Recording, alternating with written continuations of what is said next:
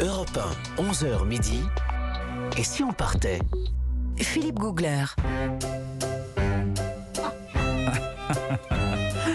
Nous sommes partis, ça y est, déjà, nous sommes dans un petit pays, mais à l'histoire immense. Un pays intense en paysages, en traditions, en histoire, en architecture, en personnages. L'Autriche est bien plus incroyable que vous ne l'imaginez. Aujourd'hui, avec nous au téléphone, Hélène de Lauzun, elle est spécialiste de l'histoire de l'Autriche, présidente du Bal des Parisiennes. Quelle jolie fonction, le Bal viennois de Paris. C'est la personne qu'il nous faut. Bonjour Hélène. Bonjour, comment allez-vous ? Très bien, on est heureux de parler de l'Autriche. Ça nous a mis en forme. C'est un plaisir partagé. Pour commencer Hélène, est-ce que vous avez beaucoup dansé à Vienne ? Évidemment que j'ai dansé à Vienne. J'ai dansé à Vienne et j'ai dansé à Paris. Si on y va, c'est pour danser.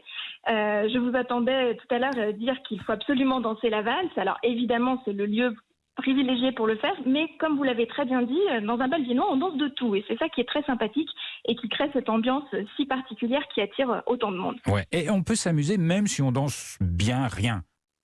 Exactement. Non, mais tout à fait. On s'amuse. Le spectacle est dans la salle, si vous voulez. Ouais. Donc, et puis vous avez, c'est le génie viennois et vous l'avez très bien résumé tout à l'heure. Cette histoire de quadrille, c'est quand même quelque chose de complètement fou. Ouais. Et quand on l'a vécu, c'est un moyen extraordinaire pour briser la glace. Et c'est vrai que le quadrille, on peut s'imaginer quelque chose d'assez pompeux, très cérémonial, on fait des petits tours, etc. Et comme c'est appris sur le tas, ça se transforme en une gigantesque partie de rigolade et ça met tout le monde à l'aise. Ça, c'est très efficace dans le cérémonial viennois. Et tout à fait. Et moi, je trouve que ça raconte beaucoup du caractère autrichien. C'est-à-dire qu'à la fois, on aime la tradition, une certaine forme d'élégance, de rigueur, mais derrière, il y a de l'humour et quelque chose qui fait qu'on ne se prend pas si au sérieux que ça. C'est exactement ça, et c'est d'ailleurs, quand on connaît un peu les Autrichiens, ce qui fait leur charme, un Autrichien, c'est à coutume de se différencier de l'Allemand par son sens de l'humour, justement, sa capacité à faire des blagues, à pas se prendre au sérieux. Et il y a un fameux dicton qui court, qu'on retrouve cité à plusieurs reprises, est-ce que c'est une anecdote authentique ou pas, mais en politique, par exemple, les Allemands disent « la situation est sérieuse, mais pas désespérée ». Et les Autrichiens vous répondront « non, elle est désespérée, mais elle n'est pas sérieuse ». Et c'est vraiment ça, c'est l'esprit autrichien, c'est même quand on est au bord du gouffre, même quand ça va mal, on trouve toujours moyen de rebondir au son d'une valse ou avec un bon verre de vin blanc pétillant à la main. Et c'est cet humour qu'on apprécie quand on va là-bas. Et c'est un truc qu'on ne sait pas trop en France. Les Autrichiens sont marrants, c'est vrai. Hein, les Autrichiens sont marrants, exactement, tout à fait. Alors c'est vrai que en fait le problème c'est qu'on pense allemand, on pense Allemagne. Alors forcément, je ne vais pas vous faire toute la ribambelle des clichés qui courent sur l'Allemagne, mais qui ont parfois quand même un petit fond de vérité quand même. On se dit c'est des gens très sérieux, austères, ils respectent énormément les règles, ils sont très carrés, etc. Et c'est vrai qu'on se dit du coup l'Autriche, c'est un peu comme l'Allemagne, d'ailleurs c'est la même langue, et on s'imagine que c'est pareil. Eh bien pas du tout. Moi je dirais qu'en fait l'Autriche c'est un petit peu les Autrichiens, c'est les Italiens de l'Europe centrale. Exactement, côté c'est des gens du Sud. Ouais. Tout à fait, c'est des gens du Sud et c'est vrai que l'Allemagne c'est le Nord, c'est la bière, c'est le froid. L'Autriche c'est le Sud, c'est un peu plus de soleil quand même, c'est le vin aussi. En fait, tout simplement, c'est une question historique. En fait, l'Autriche fait partie d'une partie de l'Europe qui a été colonisée par les Romains. Ouais. Donc c'est l'Empire romain. L'Allemagne, c'est pas le cas. Il y a vraiment une limite entre la zone romanisée et la zone non romanisée. Et en fait, ça va chercher très très loin dans les racines du pays. Mais il y a vraiment une différence entre Vienne et Berlin, entre l'Autriche et l'Allemagne, entre un pays de bière et un pays de vin, etc. D'accord. Ça change la mentalité. Je présente toutes mes excuses à nos amis allemands qui viennent de s'en prendre pour leur drague. On fera bien une émission sur eux quand même, Philippe. Ils le rendent bien aux Autrichiens, parce que la guerre entre l'Autriche et l'Allemagne, c'est quand même un grand classique, donc un point partout, on va dire. Alors, la tradition en Autriche, c'est très important. Moi, ce que j'ai constaté, c'est que c'était un moyen, pour les jeunes comme pour les anciens, de garder un lien, parce qu'on se transmet les traditions de génération en génération. Les jeunes Autrichiens adorent la tradition. Moi, j'ai vécu un carnaval assez incroyable, qui est le carnaval des Ventrues. Je ne sais pas si vous connaissez. Alors, je n'ai jamais eu de réputation, mais je n'ai jamais eu l'occasion d'y participer. C'est un truc complètement fou, où vous avez des gros bonhommes rembourrés à la paille avec un ventre énorme. Ils se baladent dans les rues d'une ville qui s'appelle Axam, et c'est pas très loin d'Innsbruck, je crois. Et les spectateurs qui sont le long des rues ont le droit de les attaquer pour les mettre au sol. Et ils ont le dos... Ça doit être à mourir de rire. C'est à mourir de rire. Et ils ont le dos blanc, c'est habillé en blanc, et il faut qu'ils tombent sur le ventre. Si jamais s'ils sont sales dans le dos, ça veut dire qu'ils sont tombés sur le dos, ils ont perdu. C'est témoin, c'est ça. Voilà. Excellent. Et tout le monde participe, les jeunes, les anciens, et ça crée du lien entre les générations, et c'est assez formidable. C'est vrai que moi j'ai séjourné à plusieurs reprises dans des familles autrichiennes et j'étais frappée de voir que des collégiens, des lycéens sont complètement là-dedans. Ils disent pas ça sur le mode de la contrainte. On parlait de la valse tout à l'heure, mais il y a des cours de valse à l'école. Dans un certain nombre d'écoles, c'est même obligatoire. Moi, je me rappelle quand j'étais au lycée, j'avais une correspondante qui apprenait la valse à l'école. Attendez, vous dites que la valse est obligatoire à l'école ? Alors, je dirais pas dans toutes les écoles, mais dans certaines écoles, oui, ça fait partie du programme. Voilà, voyez Philippe, si vous aviez commencé plus tôt, on n'en serait pas là. En Autriche, Au jardin d'enfants déjà. Et c'est marrant parce que du coup, c'est vrai qu'ils baignent là-dedans très tôt et en fait, ça fait partie de leur quotidien. Ouais. C'est très clair. Il y a une autre tradition que j'aime beaucoup à Vienne, c'est la tradition du café viennois. Et là encore, on mélange le rétro, l'ancien et le moderne. Les cafés viennois, c'est des endroits où tout le monde va, les jeunes, les anciens, c'est pareil, où on va bosser, où on va rencontrer des amis, en même temps dans un cadre un peu old school, et c'est très beau en plus. Ils sont magnifiques, les cafés viennois. Et puis, il y a tous les styles. Il y en a qui ont vraiment le café central, qui est un des plus connus, avec ses magnifiques voûtes, qui sont vraiment le Sperl aussi, avec des très belles boiseries, etc. Il y en a des qui sont plus informels. Moi, par exemple, j'ai un petit faible à Vienne pour le café Avelka, qui est vraiment un café d'artistes. Quand vous rentrez, vous avez des superbes affiches au mur de toutes les expos, tous les concerts qui sont là. Vous avez toujours des gens qui sont en train de griffonner sur un carnet, sur un coin de table. Et ce qui est génial aussi dans le café viennois, c'est que vous pouvez y rester longtemps. On ne vient pas vous asticoter toutes les 2 minutes. Avec l'addition. Sans comparaison avec voilà. le pays. Je ne cite personne. Je ne dis personne. On a tous compris. Voilà. Et c'est vrai que ce café viennois, c'est un pur moment de délice parce que les produits sont bons quand même généralement et on peut prendre son temps. Et ça, ça fait partie de cette qualité de vie qu'on aime en Autriche. Ouais, et le seul petit inconvénient, c'est que c'est tellement chouette et on peut tellement y passer de temps qu'il faut parfois faire la queue pour y entrer. Parce qu'évidemment, les gens restent. Effectivement. Et puis, il y en a certains qui sont un peu plus touristiques, effectivement, comme le café Sperl ou le café Central. Et là, il vaut mieux y aller hors saison, on va dire. Ouais.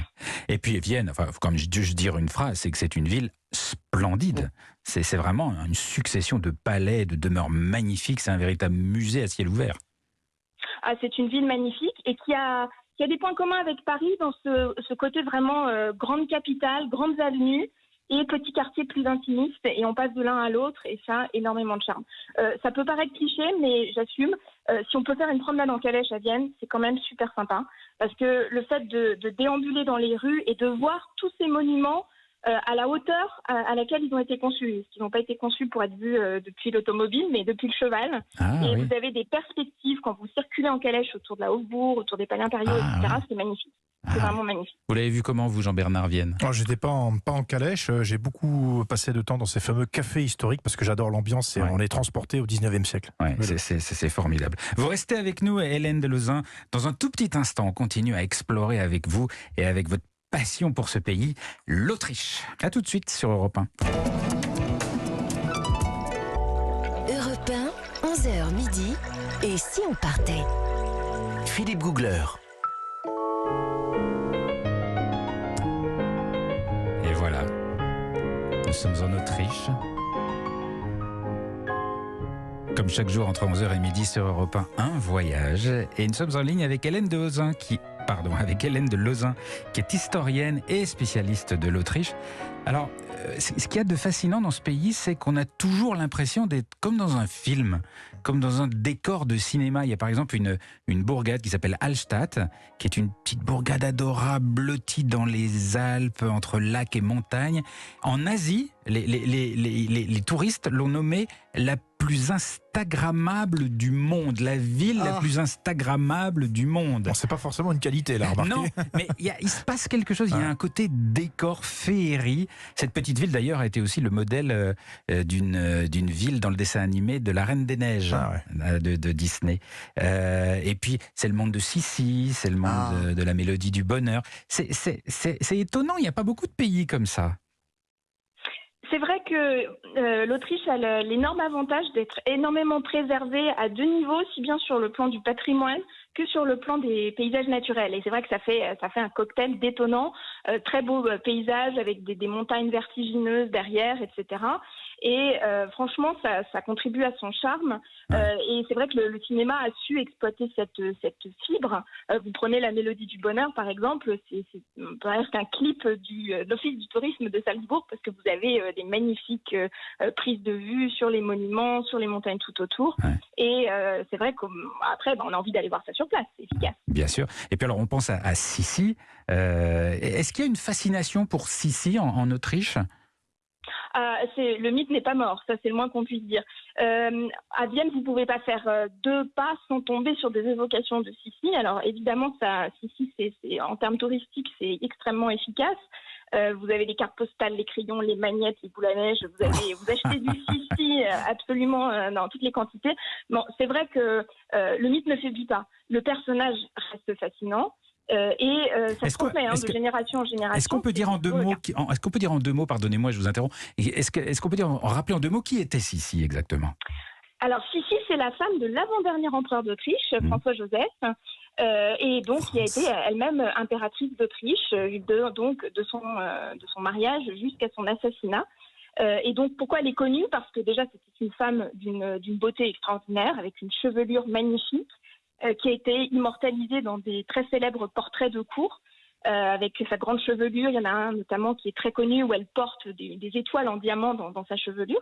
Alors, on parlait d'Instagram tout à l'heure, elle avait tout compris à la communication, Elisabeth d'Autriche, ici, parce qu'à partir d'un certain âge, elle a interdit qu'on la prenne en photo ou qu'on la représente en peinture. Ce qui fait qu'elle est restée, en fait, dans les imaginaires, l'éternellement, la princesse éternellement jeune. Et ça contribue évidemment au mythe, parce qu'on a tous en tête une image de la belle Sissi.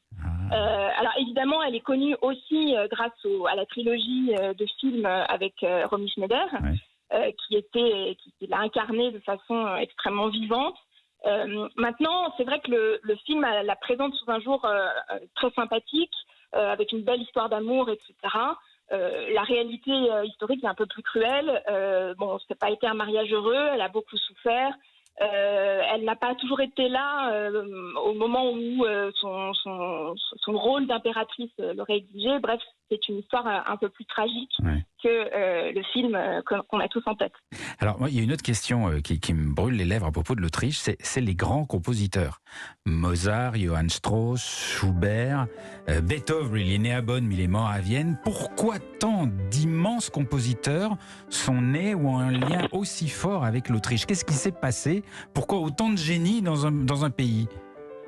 C'est vrai que c'est un mystère. Il y a vraiment quelque chose entre la musique et l'Autriche. Alors, il y a plusieurs facteurs pour moi.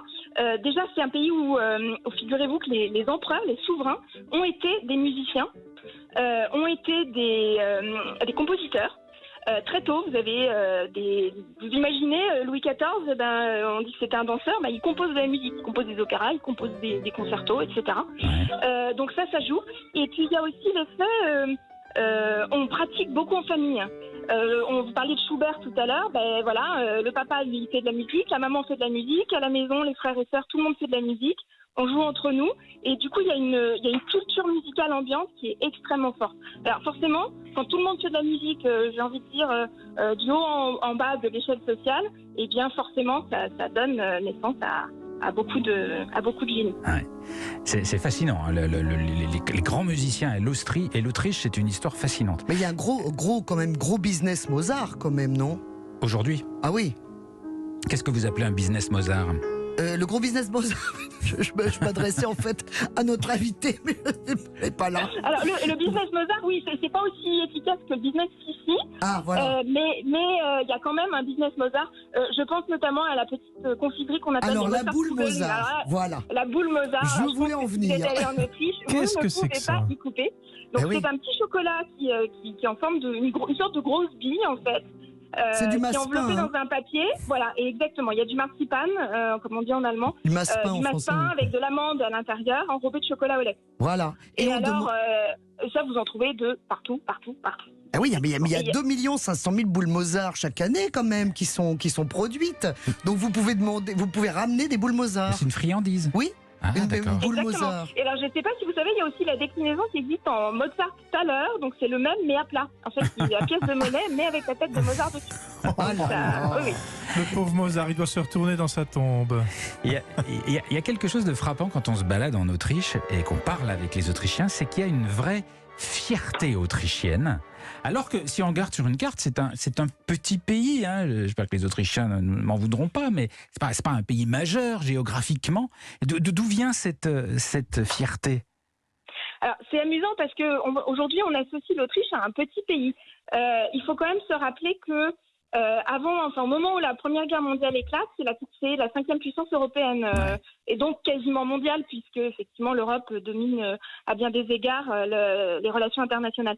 Au moment où la guerre éclate, l'Autriche est à la tête d'un empire de 51 millions d'habitants. Ouais. Donc c'est énorme en fait, et c'est pour ça que les Autrichiens aujourd'hui, même si c'est une toute petite république avec quelques millions d'habitants, 83 000 km², donc c'est microscopique, ils ont quand même le souvenir qu'ils ont été partie d'un empire qui a vécu quasiment 1000 ans et qui a dominé l'Europe. La maison d'Autriche, c'est quelque chose d'énorme. Vous avez plein de reines françaises qui ont été autrichiennes. Vous avez et évidemment tout ça, tout ce legs historique, ça laisse des traces. Donc même si c'est une petite république, les Autrichiens ont quand même conscience qu'il y a tout ça derrière eux. Donc c'est pas la Suisse, si je puis dire, même si j'aime beaucoup la Suisse.